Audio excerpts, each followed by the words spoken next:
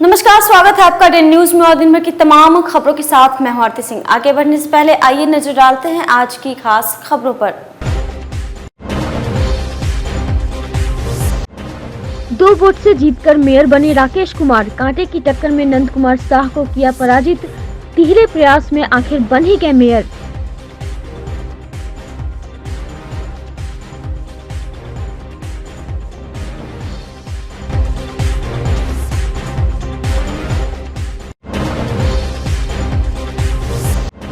गायघाट पर चुनावी रंजिश को लेकर नवनिर्वाचित मुखिया के आवास पर की गई गोलीबारी।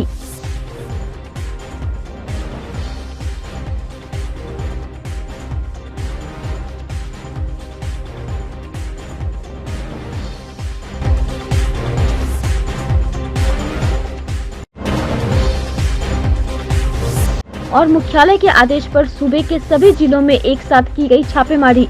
शहीद खुदीराम बोस सेंट्रल जेल में जिलाधिकारी और एसएसपी ने संयुक्त रूप से की छापेमारी।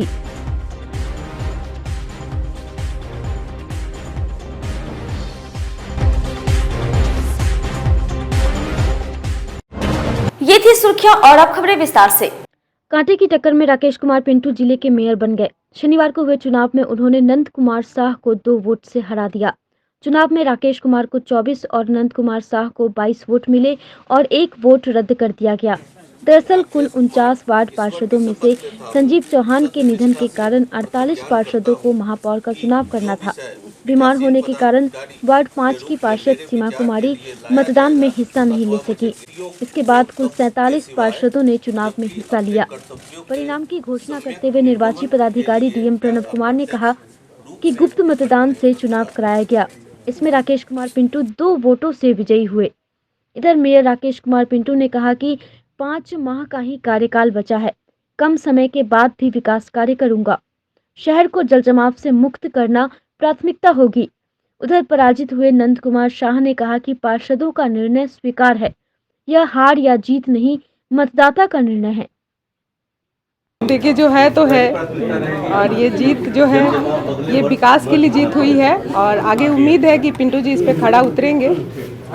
जीत की जो पार्षद हम पर विश्वास किए हैं उन सबको बहुत बहुत सम्मान और बहुत हार्दिक बधाई और बहुत बहुत धन्यवाद उनको। आज 24 वोट मुझे पड़ा और नंद कुमार बाबू को 22 वोट पड़ा।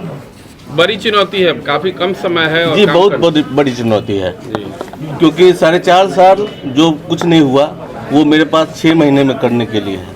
हम उसको 6 महीने में पूरा करेंगे, ये जनता को विश्वास दिलाते हैं। क्या कुछ रहेंगी प्राथमिकताएं? प्राथमिकताएं तो पहले तो जल जमाव है आपका, विकास जहाँ जहाँ रुका हुआ है वो सबको पूरा करेंगे।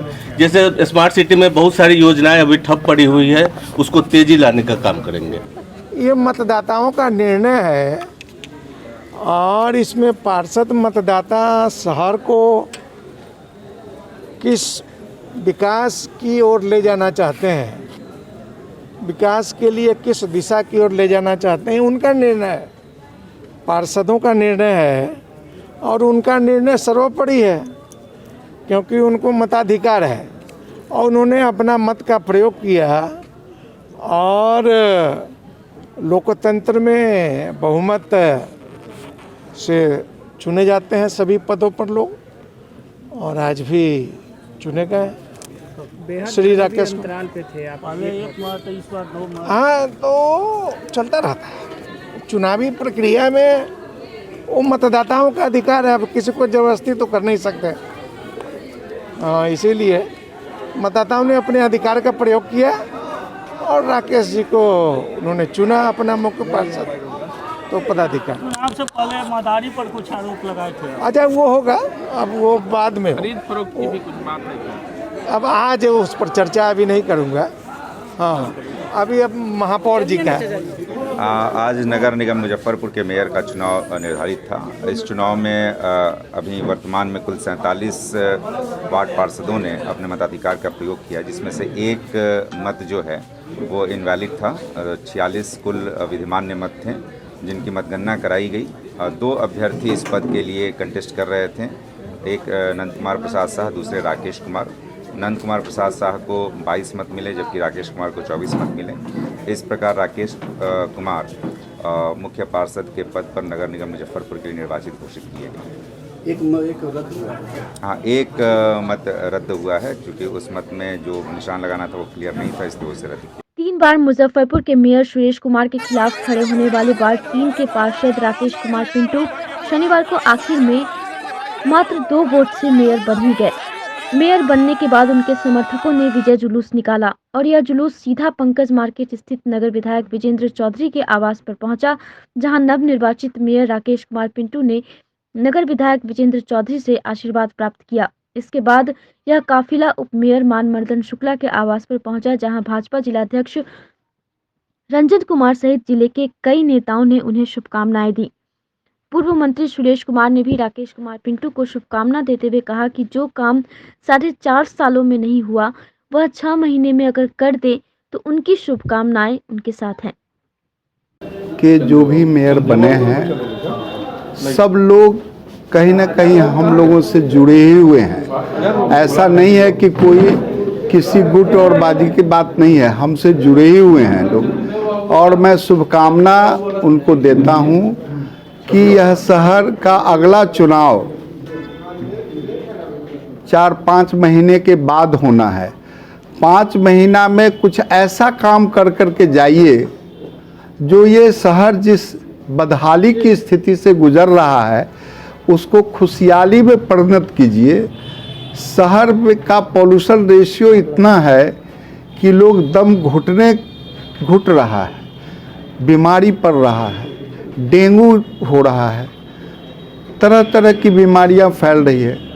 6 महीना के पहले 6 महीना, अभी चुनाव में 6 महीना भी नहीं है, तो मैं अपने जो लोग मेयर बने हैं उन्हें मैं बहुत ही हृदय से धन्यवाद साधुवाद देता हूं और उनसे यही आग्रह है कि इस 6 महीना में एक कीर्तिमान स्थापित करके मुजफ्फरपुर को अच्छा बनाइए, यही मेरी शुभकामना। विजेंद्र चौधरी ने कहा है कि 4.5 साल में जो नहीं हुआ वो हम 6 महीना में करके दिखा देंगे। हम उसका स्वागत करेंगे।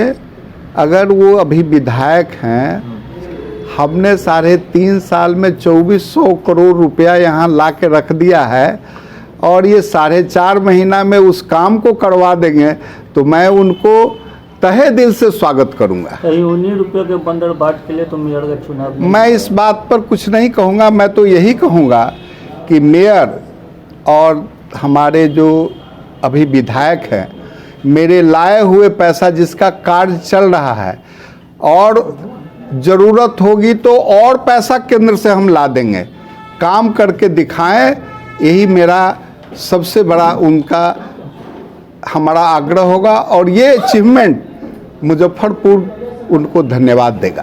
आपके समर्थित जो प्रत्याशी थे नंदू बाबू, दूसरी बार उनकी मात्र 2। देखिए, आप लोग जानते हैं कि हमारे समर्थित प्रत्याशी सब रहे हैं। सुरेश जी भी मेरे ही समर्थित रहे हैं, पिंटू जी भी मेरे समर्थित रहे हैं और नंदू बाबू भी मेरे समर्थित रहे। जो जीता वही मेयर मेरा है और वही काम करे तो उसको धन्यवाद देंगे। यही बात तो विजेंद्र चौधरी भी बोल रहे हैं कि जो जीतेगा वो मेरा। अच्छा है, यही बोल रहे हैं तो यही करना भी उनको चाहिए। बोलने से नहीं होगा, करना होगा, कर्तव्य रूप में लाना पड़ेगा, जो मैं करके दिखाता रहा हूँ। वहीं राकेश कुमार पिंटू के मेयर बनने पर शहरवासियों की प्रतिक्रिया मिली जुली रही। शहरवासियों ने कहा कि 5 साल से उम्मीद ही कर रहे हैं कि विकास हो। कभी वह मेयर है तो कभी वह मेयर बन रहे हैं, सिर्फ उलट पुलट हो रहा है, विकास तो कहीं हो ही नहीं रहा। अब देखते हैं यह बने हैं तो कितना विकास करते हैं। दुख इस बात का है, जीत उनकी हुई है जो अविश्वास का खेल चला रहे थे और शहर का विकास रुक गया। खैर 6 महीने की बात है, 6 महीने में फिर बदलाव तय है। जैसे लोग पंचायती राज चुनाव में लोगों ने बदलाव किया है, वैसे बदलाव तय है। मैं मुख्यमंत्री नीतीश कुमार जी से आग्रह करूंगा कि अब जो नगर निगम का मेयर का जो भी चुनाव हो, महापौर का जो भी चुनाव हो, वो जनता के वोट पे हो, ना कि पार्षदों के वोट पे हो। हमारे नए मेयर साहब को रिजल्ट आने के बाद अभी हम लोग को सूचना मिला तो सबसे पहले उनको हम तहे दिल से जो है बहुत बहुत सारी मुबारकबाद देते हैं। और साथ में जिन पार्षदों ने इनको वोट किया उन लोगों को अगर बेहतर समझ में आया कि इनसे जो है बनने से जो है शहर की विकास होगा, तो उन पार्षदों को भी जो है हम तहे दिल से जो मुबारकबाद देते हैं। साथ में हम अपने मेयर साहब से गुजारिश भी करते हैं कि मुजफ्फरपुर शहर का जो स्थिति है काफ़ी ज़्यादा दयनीय है। आप आए हैं, आपका हम लोग स्वागत करते हैं, तहे दिल से जो है आपका जो है शुक्रिया मुबारकबाद देते हैं। साथ में आपसे ये कहते हैं कि आप बैसाखी के सहारे पर नहीं चलिए, इसलिए कि आज तक जो है शहर की विकास की ओर जो भी मेयर बने हैं विकास की ओर नहीं चल पा रहे हैं। तो आप आए हैं, तमाम जनता से लेके तमाम पार्षदों के दिल में भी जो है एक इच्छा है कि आपको बनाने से इस शहर की विकास होगा, तो इनके दिल को जो है आप तोड़ने का कार्य नहीं कीजिएगा। आपसे यही हमारी गुजारिश होगा। हम लोग तो 5 साल से उम्मीद ही कर रहे हैं कि विकास हो, कभी वो मेयर बन रहा है, कभी वो मेयर बन रहा है, सिर्फ अलट पलट हो रहा है, विकास तो नहीं हो रहा है। चलिए लास्ट टाइम देख रहे हैं ये बन रहे हैं, अगर कोई विकास हो जाए तो सबके लिए अच्छा होगा, और नहीं होंगे तो कोई बात ही नहीं है। एक मौका इनको मिला, अगर ये अच्छा काम करेंगे तो भगवान चाहेगा आने वाले समय तक हमेशा ही रहेंगे वो। आने के 4 महीने में चुनाव है। अब देखिए विजय चौधरी जो काम किए हैं इस साल कर दिए, कितने साल वो आराम से वोट मिल जाएगा। काम पे बोलते हैं ना, काम कीजिएगा सब आपको प्यार करेगा, नहीं कीजिएगा तो कोई बात ही नहीं, समझ ही सकते हैं आप। उम्मीद है होगा। कहना यह है वहाँ विकास तो एकदम होगा, और मुबारकबाद हम देते हैं उनको कि भाई अच्छे तरह से वो काम शहर का विकास का काम करें हैं, क्योंकि जनता जो है तो उम्मीद लगा के बैठी हुई है हैं, और उम्मीद भी यही है कि ये ज़रूर काम करेंगे। है कि विकास हो पाएगा कि नहीं है? देख नया मेयर जो अभी बने हैं, हम लोग को तो उम्मीद लग रही है कि इससे कुछ हमारे मुजफ्फरपुर शहर का डेवलप हो सके, समझे। मगर अब ये उनको देखना है कि किस तरह हम लोग युवाओं का दिल खुश कर सके। जो अभी इतना कंजेस्टेड जगह हो चुकी है कि अगर आप मॉर्निंग में निकल के देखिए तो इतनी ट्रैफिक का दिक्कत हो रहा है कि बहुत ज़्यादा। तो हम लोग तो ऐसा यही कहेंगे कि स्मार्ट सिटी में जब हम लोग का गिनती है तो माननीय महोदय से अनुरोध है कि वो दिल खोल कर काम करें, ताकि युवा उनको और तहे दिल से उनका साथ दे। मुजफ्फरपुर में इन दिनों लगातार रफ्तार का कहर जारी है। लगातार हादसों का सिलसिला थमता नजर नहीं आ रहा है। किसी न किसी दिन कहीं न कहीं किसी न किसी की मौत की घटना सामने आ रही है। वहीं ताज़ा मामला साहिबगंज थाना क्षेत्र का है, जहां शनिवार को गेंदघर चौक के पास स्कॉर्पियो व बोलेरो की आमने सामने टक्कर हो गई। इसमें बोलेरो में सवार बैद्यनाथपुर निवासी 80 वर्षीय महिला बंती राय की पत्नी लालमती देवी की घटनास्थल पर ही मौत हो गई। वहीं मृतका के पुत्र जलेश्वर यादव और इसी गांव के रामजी शाह, रितेश कुमार, सुरेश राय गंभीर रूप से घायल हो गए, जिसका इलाज पीएचसी में कराया गया। घटना के बाद चालक स्कॉर्पियो छोड़कर भागने में सफल रहा। मौत की जानकारी मिलने के बाद मृतक के परिजनों में कोहराम मचा हुआ है। सूचना पर पहुंची पुलिस ने शव को अपने कब्जे में लेकर पोस्टमार्टम के लिए एसकेएमसीएच भेज दिया है। बताया जा रहा है कि बोलेरो सवार सभी लोग पारू जमीन की रजिस्ट्री कराने जा रहे थे। इसी दौरान एक बाइक चालक को बचाने हेतु तेज रफ्तार स्कॉर्पियो ने बोलेरो में टक्कर मार दी। हम लोग जा रहे थे पारू खेत दिखाने, उसके बाद में वो हम लोग धरैया चौक पे, गेंदघर चौक पे वो हम लोग पहुँचे। उस स्कॉर्पियो वाले उन्हीं से आ रहे थे, हम लोग इधर बोलेरो से जा रहे थे। वो 2 चक्का गाड़ी का लिए बीच में आ गया, वो बचाने के चक्कर में हम लोग को आकर मार दिया। आप लोग किस गाड़ी से थे? हम लोग बोलेरो से। टक्कर हो गया है? हाँ। उसके बाद क्या हुआ है? उसके बाद में मेरा माँ को, चाची को मेरा मृत्यु हो गया। हम लोग 3 जने को घायल हो गए। मुजफ्फरपुर में मुखिया चुनाव में जीत जश्न के दौरान अपराधियों ने मुखिया पर ताबड़तोड़ फायरिंग कर दी। घटना गायघाट थाना इलाके के मकरंदपुर गांव की है, जहां जीत का जश्न मना रही मुखिया अनामिका कुमारी पर विपक्षी के द्वारा ताबड़तोड़ फायरिंग कर दी गई। फायरिंग से पूरे इलाके में दहशत का माहौल कायम हो गया है। वहीं परिवार के लोग किसी तरह से अपनी जान बचाकर भाग निकले। पुलिस ने घटनास्थल से 2 खोखा भी बरामद किया है। घटना के बाद मुखिया अनामिका कुमारी सहित उनके समर्थक ने गायघाट थाना में जाकर धरना शुरू कर दिया। पुलिस ने मुखिया और समर्थक को समझा बुझाकर शांत कराया। उनसे मिलने के लिए गए, जब तक मैं चलाने लगा गोली। पहचाने कौन था वो? सुनील सिंह का लड़का और सुनील सिंह। सोनी सिंह क्या था? उनको पिता पहले सोनी से क्या कौन पद पर थे? पंचायत समिति से। अच्छा, इस बार हार गए इस बार। अच्छा, क्या हुआ? आए तो फिर क्या हुआ? मुजफ्फरपुर से आए फिर यहाँ तो क्या हुआ? इसी के विरोधी में गोली चला दिया। कितना आदमी था? 50 आदमी 60 आदमी थे। नहीं वो लोग जो चलाया। एक आदमी दो आदमी थे, दोनों बाप बेटा। दोनों बाप बेटा। क्या को चलाया गोली? 10 गो। 10 साल जैसे मकरमपुर का मुखिया रहा तो कोई हवा नहीं रहा। लक्ष्मण नगर में जनता जब जैसा मुखिया चुना तो क्यों गोली चलाया? क्यों गोली चलाया? क्या मांग है आप लोग? माना इंसाफ जो है सब दीजिए। गोली चलाया उसका इंसाफ चाहिए। अमर शहीद खुदीराम बोस केंद्रीय कारा में शनिवार की सुबह औचक छापेमारी की गई। इस दौरान विभिन्न वार्डों के चप्पे चप्पे पर तलाशी ली गई। इस दौरान मोबाइल, सिम कार्ड आदि प्रतिबंधित सामान तो नहीं मिले, मगर लावारिस हालत में खैनी की 4 पुड़िया, पान मसाला और चुनौती आदि बरामद किए गए। जिलाधिकारी प्रणव कुमार ने बताया कि मुख्यालय के आदेश पर एसएसपी जयंतकांत और एसडीओ पूर्वी ज्ञान प्रकाश के नेतृत्व में काफी संख्या में पुलिस फोर्स शनिवार की सुबह करीब 6 बजे जेल पर पहुंचे। इसके बाद चप्पे चप्पे पर तलाशी ली गई। इस दौरान जेल के अधिकारी भी वहां मौजूद थे। छापेमारी में सिटी एसपी राजेश कुमार, नगर डीएसपी रामनरेश पासवान और कई थानों के थानाध्यक्ष समेत काफी संख्या में पुलिसकर्मी शामिल थे। उन्होंने बताया कि जेल में रूटीन तौर पर मुख्यालय के आदेश पर तलाशी अभियान चलाया जाता है। इसी कड़ी में शनिवार की सुबह भी तलाशी ली गई। करीब 2 घंटों तक जेल में छापेमारी चली, लेकिन कुछ बरामद नहीं हुआ।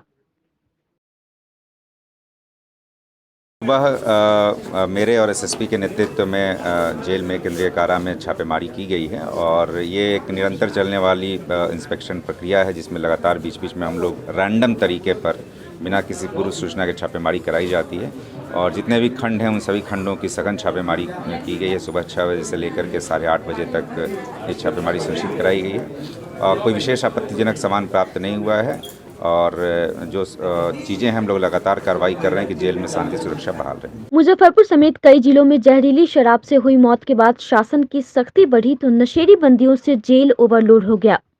आपको बता दें कि मुजफ्फरपुर केंद्रीय जेल की क्षमता 2200 कैदियों की है। फिलहाल यहां 4600 कैदी शहीद खुदीराम बोस केंद्रीय कारा में बंद है। बीते 1 सप्ताह में मुजफ्फरपुर पुलिस ने 908 शराबियों और शराब तस्करों को गिरफ्तार कर जेल भेजा है। अब जेल प्रशासन के लिए कैदियों की बढ़ती संख्या और अधिक नशे की लत वाले बंदी परेशानी का कारण बन गए हैं। ऐसे बंदी जेल में अजीब अजीब हरकत कर रहे हैं, कई बार हंगामा करने लगते हैं। जेल प्रशासन के लिए इन कैदियों को संभालना मुश्किल हो रहा है। नतीजन परेशान जेल अधीक्षक ब्रिजेश कुमार ने सिविल सर्जन को पत्र लिखकर सदर अस्पताल स्थित नशा मुक्ति केंद्र फिर से खोलने का अनुरोध किया है, जहां नशे से परेशान कैदियों का इलाज कराया जाएगा। बड़ी संख्या में स्मैकर भी जेल जा रहे हैं।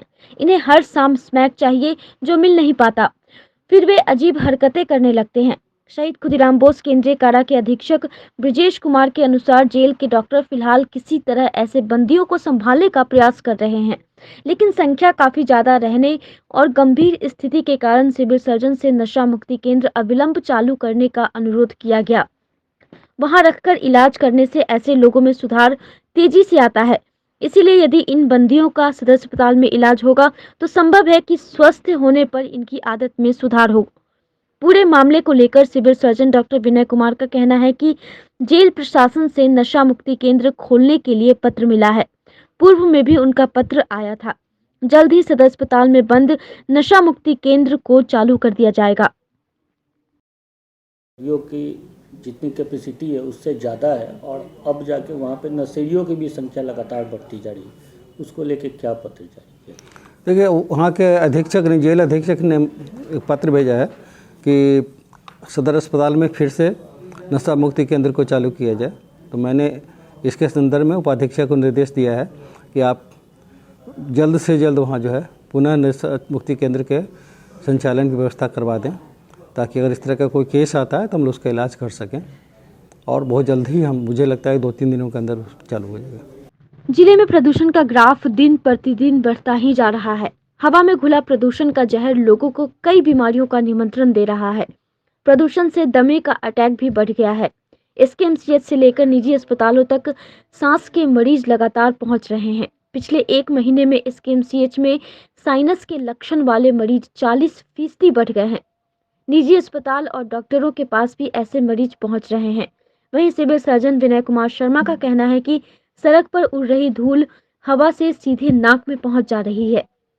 इससे लोगों में इस बीमारी के लक्षण दिख रहे हैं, जिसके लिए लोग जरूरत पड़े तभी घर से निकलें और मास्क का प्रयोग करें।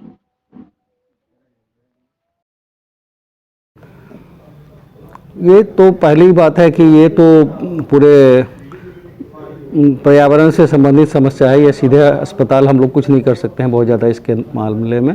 लोगों से कहेंगे कि बच के रहें, जब बिना मतलब के बाहर ना निकलें। और जो गाड़ियों की संख्या इतनी बढ़ गई है उससे भी प्रदूषण काफ़ी फैलता है। लोग आग जलाते हैं, कहीं पर कोई जलाते हैं। अब तो जाड़े का दिन आ गया तो फिर लोग अलाव भी जलाएंगे, तो सारी चीज़ें प्रदूषण को बढ़ाती है। जितना निर्माण का कार्य हो रहा है उसमें जो धूल उड़ता है उससे भी प्रदूषण बढ़ता है। तो इन सारी चीज़ों पर तो प्रतिबंध कहीं ना कहीं से नियंत्रण करना पड़ेगा, जो प्रशासन की ओर से किया जाएगा। सर, निमोनिया के भी कुछ केसेज आए हैं। निमोनिया अभी तो चूँकि मौसम जो है थोड़ा चेंज कर रहा है, इस समय में हर साल जो है केसेज बढ़ते हैं। आपके रेस्पिरेटरी ट्रैक्ट के श्वसन संबंधी बीमारियाँ बढ़ती हैं, अभी हैं थोड़ी, लेकिन ऐसा नहीं है कि बहुत अनकंट्रोल्ड है। ये हर साल इतनी होती है। कोरोना के लिए जो मास्क लोग पहन रहे, क्या वो पॉल्यूशन से सुरक्षित, मतलब लोगों को केवल मास्क लगाने से वो पॉल्यूशन से 100% सुरक्षा नहीं हो सकती है। कुछ हद तक होती है, लेकिन जो है वो वायरस को जो साइज होता है उसको वो जाने से अंदर रोकता है मास्क। लेकिन हवा में बहुत तरह के ऐसे पॉल्यूएंट होते हैं जो कि बहुत छोटी साइज के होते हैं, वो मास्क को पार कर सकते हैं। बिहार भूमिहार ब्राह्मण समाजीकरण के फ्रंट के बिहार प्रदेश इकाई के अध्यक्ष पूर्व मंत्री सुरेश कुमार शर्मा ने राज्य कार्यकारिणी में शामिल 101 सदस्यों की सूची जारी करते हुए कहा कि यह फ्रंट अपने समाज के उत्थान और युवा पीढ़ी को आगे बढ़ाने का काम करेगी। कलमबाग चौक स्थित अपने कार्यालय परिसर में बुलाए गए प्रेस कॉन्फ्रेंस में फ्रंट के प्रदेश अध्यक्ष श्री शर्मा ने कार्यकारिणी अध्यक्ष इंजीनियर अजीत कुमार, कोषाध्यक्ष PNC Azad, professor Arun Kumar, doctor Harendra Kumar, Dharmveer Shukla, doctor Naval Kishore से पूर्व विधायक चोकर बाबा समेत अन्य सदस्यों की उपस्थिति में कहा कि हमारे समाज के वैसे अग्रणी स्वतंत्रता सेनानी जिनके सम्मान में राज्य सरकार को जो कदम उठाने चाहिए थे वो अब तक वैसे उठाए नहीं गए हैं। ऐसे में हम क्रांतिकारी बैकुंठ शुक्ला, जिनको गया जेल में फांसी दी गई थी, हम राज्य सरकार से मांग करते हैं कि गया केंद्रीय जेल का नामकरण उनके नाम पर किया जाए। देखिए, ये बात सही है कि एक तरफ इस राज्य में शराबबंदी की बात की जा रही है। शराब कैसे बंद हो, शराब कैसे रुके, इस पर सरकार काम कर रही है। रिजल्ट क्या है वो आपको भी मालूम है, हमको मालूम है। लेकिन सबसे खतरनाक स्थिति आज हमारे समाज के सामने आ गया है कि हमारे छोटे छोटे बच्चे ड्रग की ओर चले गए हैं और ये बड़ा विस्फोटक स्थिति है। शराबबंदी क्या होगा नहीं होगा हम नहीं जानते हैं, लेकिन ये ड्रग्स के चपेट में जो हमारे नौजवान और हमारे छोटे बच्चे आ रहे हैं, ये बड़ा इस राज्य के लिए अलार्मिंग होगा, है ना। तो इस चीज़ को हम लोगों ने गंभीरता से लिया है। और अन्य समाज की बात तो हम अभी नहीं करेंगे।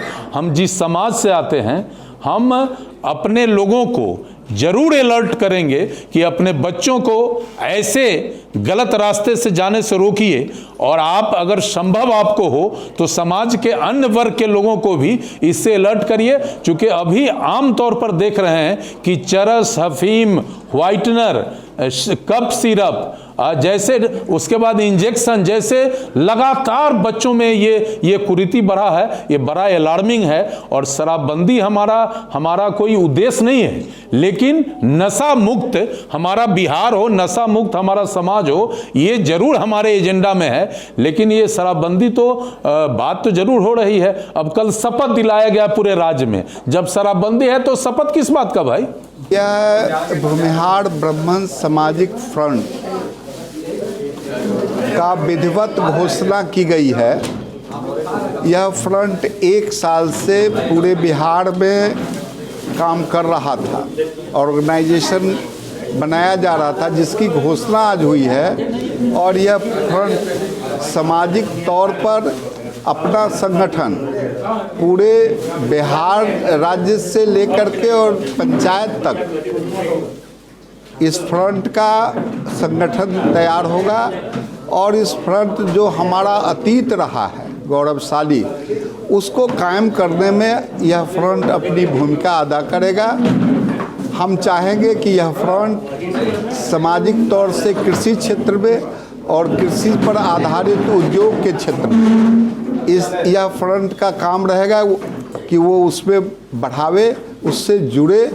और इस फ्रंट का मेन ये भी उद्देश्य रहेगा कि गरीब बच्चियों को जिन्हें पढ़ने में दिक्कत हो रही है, उनको हम कोचिंग करवावें, उनको हम पढ़ाई के लिए खर्चा दें। और अगर इस समाज पर कहीं कोई आफत आ रही है, कोई परेशानी है, तो वहाँ हम मिलजुल करके उस परेशानी को भी उसमें भी मदद करें। यह दहेज प्रथा और शराब बंदी में भी यह संगठन काम करेगा। शनिवार को संत रविदास महासंघ के द्वारा खुदीराम बोस स्मारक स्थल पर बोचहा विधायक मुसाफिर पासवान के निधन पर श्रद्धांजलि सभा का आयोजन किया गया, जिसमें उपस्थित लोगों ने 2 मिनट का मौन रख उनकी आत्मा की शांति के लिए भगवान से प्रार्थना की। मौके पर महासंघ के प्रदेश महासचिव जयमंगल राम, सत्येंद्र कुमार सतेन सहित कई लोग मौजूद थे। मीडिया बंधु पहले दिखाते हैं और चैनल के माध्यम से सुनाते हैं। मैं उप मीडिया बंधु को मैं हार्दिक अभिनंदन और स्वागत करता हूं। आज शहीद खुदीराम बोस स्मारक स्थल पर बोचहा के माननीय विधायक स्वर्गीय मुसाफिर पासवान जी के प्रतीक संत रविदास महासंघ की ओर से मैं उनको सच्ची श्रद्धांजलि अर्पित करता हूं। मुसाफिर पासवान वह एक दलितों शोषितों पीड़ितों तो आबाद थे, जो मेहनत मजदूरी करके आज के डेट में वह विधायकी पद हासिल किए। इससे पहले वह एफसीआई में पलदारी किए, अपने हाथ से बोरा उठाते थे। यह करते हुए विधायकी की दुनिया में पहुँचे और उनका यह घमंड नहीं था कि हम विधायक बन गए। वह किसी भी मजदूर के साथ बैठ करके एक साथ भूजा हो या जो भी हो खाते थे और उनको माध्यम से एफसीआई में कम से कम हजारों गरीबों का पेट पलता था। लेकिन आज उनको नहीं रहने के कारण शनिवार को शहरी प्राथमिक स्वास्थ्य केंद्र कन्हौली के द्वारा 3 कोठिया में कोरोना वैक्सीनेशन महाअभियान के तहत कैंप लगाया गया, जिसमें लगभग 100 लोगों को प्रथम और द्वितीय डोज दिया गया। मौके पर प्रभारी doctor Mukesh Kumar, colour Deepak Kumar, ANM Anamika कुमारी सहित कई स्वास्थ्यकर्मी मौजूद रहे।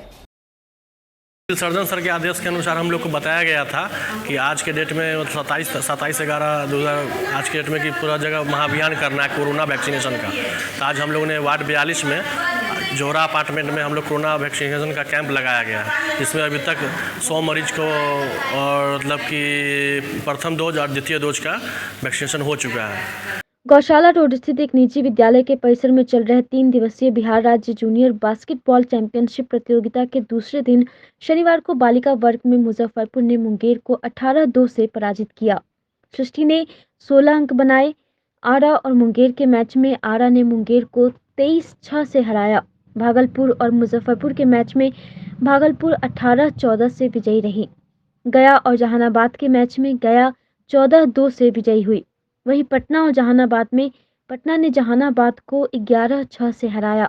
भागलपुर और आरा में आरा ने 9-5 से हराया। बालक वर्ग की प्रतियोगिता में पटना ने मधेपुरा को 49-29 से, गया ने नवादा को 34-32 से कांटे के संघर्ष में अतिरिक्त समय रोहतास ने मुजफ्फरपुर को 47-43, गया ने बेगूसराय को 32-2, बक्सर ने वैशाली को 16-13 से, भागलपुर ने बांका को 21-7, भागलपुर ने बक्सर को 43-38 से, पटना ने जहानाबाद को 17-4 से, भागलपुर ने वैशाली को 27-12 से, आरा ने मधेपुरा को 13-3 से पराजित किया। वहीं रविवार को सेमीफाइनल और फाइनल मैच का आयोजन किया जाएगा।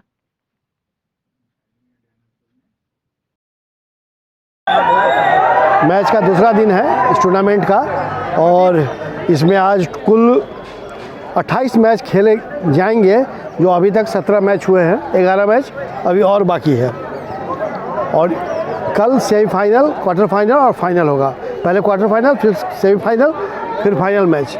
और फाइनल मैच के बाद बॉयज़ टीम और गर्ल्स टीम से पूरे बिहार से 15-15 लड़के और लड़कियों का चुनाव किया जाएगा, जिनको कैंप 10 दिन के देने के बाद उनमें से 12-12 खिलाड़ी को ले जाकर नेशनल के लिए, जो इंदौर में हो रहा है, वहाँ ये लोग जाएंगे। डिस्क्वालीफाइड भी टीम हुई है इसमें? अभी तो क्वालिफाई करना मुश्किल है, फिर भी पटना, भागलपुर, रोहतास ये आगे चल रहे हैं। लड़कियों में मुजफ्फरपुर, पटना ये आगे हैं। और कल के बाद कल चीफ गेस्ट अनुमानतः रंजीत कुमार सिंह IAS हैं, होंगे। फिर और भी लोग हैं, वो लोग होंगे, जैसे हमारे स्कूल के डायरेक्टर मिस्टर अमिताभ चंद्रा होंगे। आज की खबरों में बस इतना ही। कल फिर मिलेंगे कुछ नई खबरों के साथ। तब तक के लिए हमारी न्यूज़ टीम को दीजिए इजाज़त। नमस्कार।